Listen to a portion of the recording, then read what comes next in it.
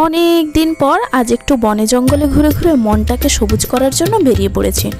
প্রথমেই আমরা চলে এলাম রামেশ্বর মন্দিরে। এখানে আমি প্রথমবার এলাম, কিন্তু এখন আমি তো বুঝতেই পারলাম না যে মহাদেব কোথায় আছেন।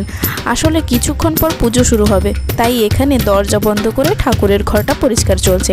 তাই দেখে কি আর করব, একটু ভিডিও করে নিচ্ছিলাম। এখানের রাস্তাগুলো এত সুন্দর, দুই সাইডে জঙ্গল, মাঝখানে রাস্তা। আর দেখুন এই যে বন্য ফুলগুলো কত সুন্দর দেখতে লাগছে। এবার আমরা পৌঁছে গেলাম তপবনে, যেখানে বাল্মীকি মুনির আশ্রম ছিল। এখানে আমি আগেও এসেছি, কিন্তু ওই যে পোলটা যেটা দিয়ে হেঁটে এলাম ওটা বাঁশ দিয়ে তৈরি ছিল, আর মন্দিরগুলো এরকম ছিল না। এখন তো প্রায় সব কিছুই পাকা হয়ে গেছে। এই যে বাল্মীকি মুনির যজ্ঞকুণ্ড, এই যজ্ঞকুণ্ডের আগুন কখনো নেভে না। যারা দর্শনার্থী তারা শুকনো ডাল বা কাঠ এই কুণ্ডের মধ্যে ফেলে, আর তার যে ছাই ওটা মাথায় নেয়।